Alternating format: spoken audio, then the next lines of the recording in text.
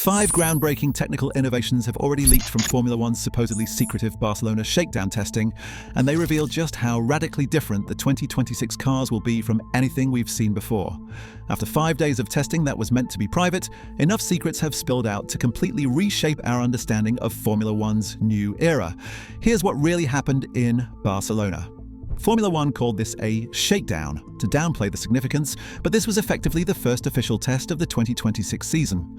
All 11 teams ran for 3 days across a 5-day period from January 26th to 30th, and the technical revelations have been absolutely staggering. The first major secret that's been fully exposed is the active aerodynamic system, and it's far more complex than anyone anticipated.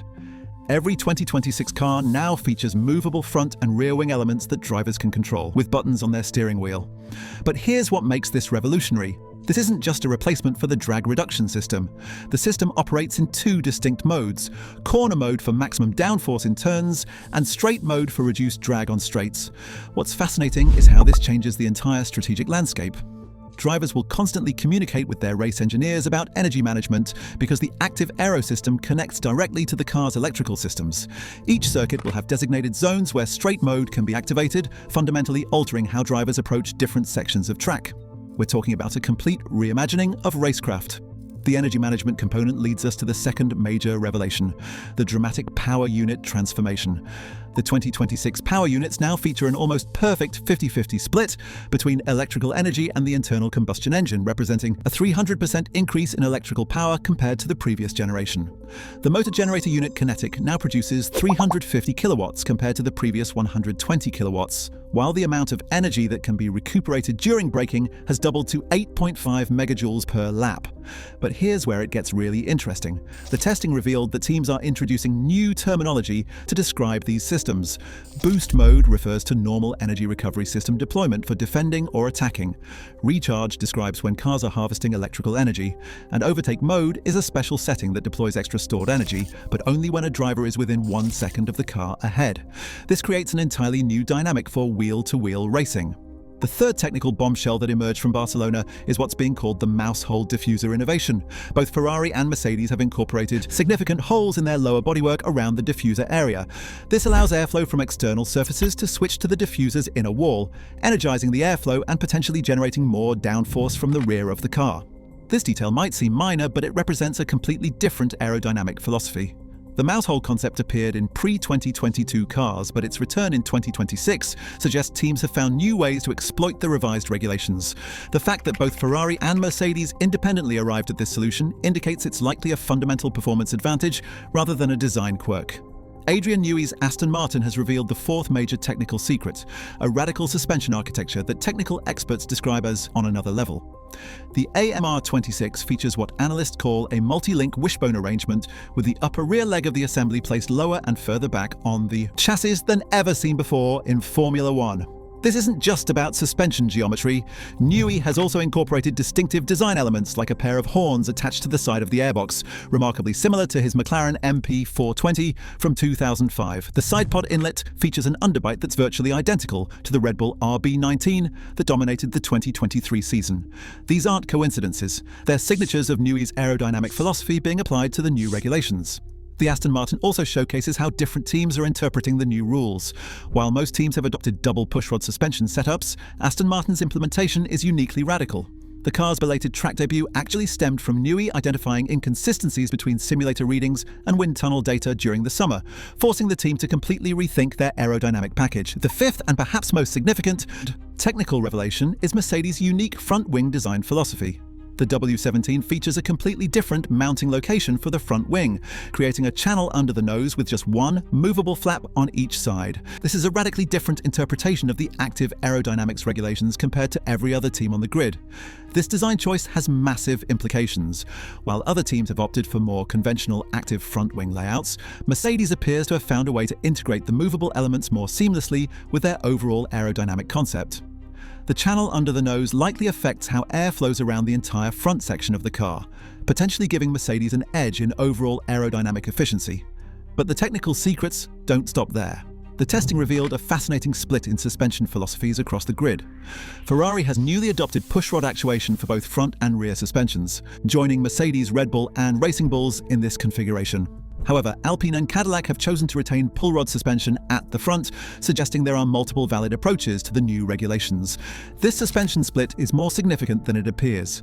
Push rod and pull rod systems affect how teams package their aerodynamics around the suspension components, influencing everything from airflow management to weight distribution.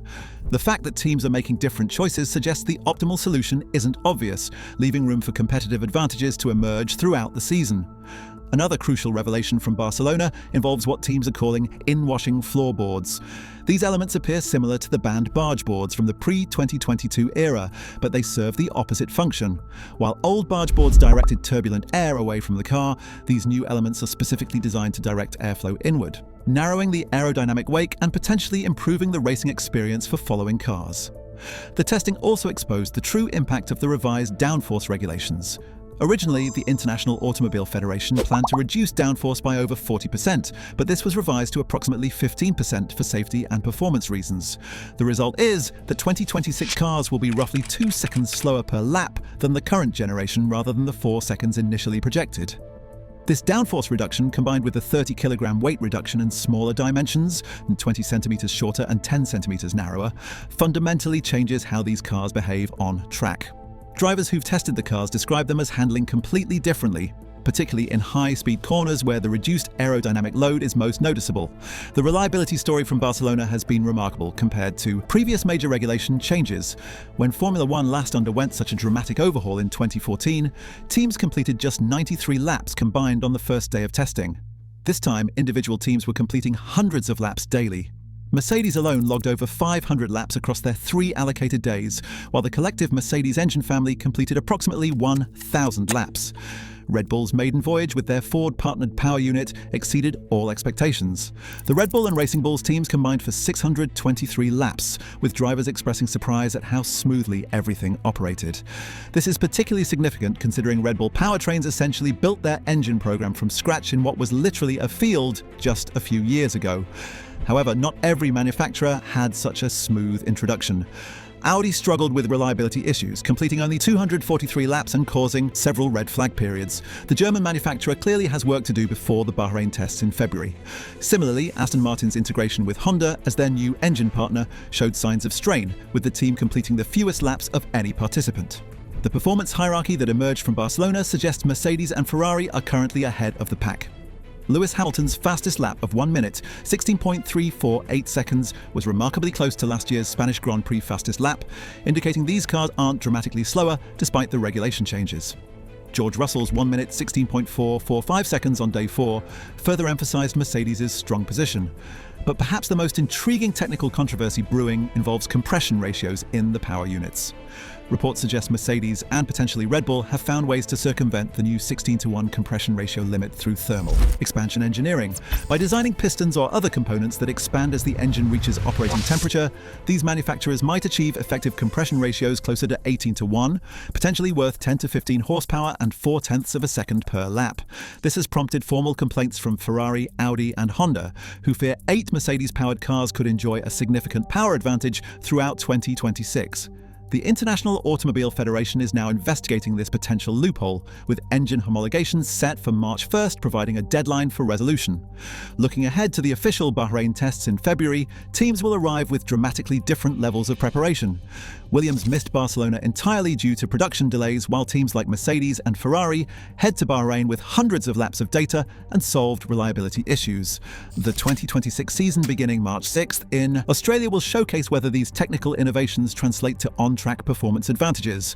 With active aerodynamics, revolutionary power units, and radical design philosophies all converging, we're witnessing the birth of a completely new era in Formula One.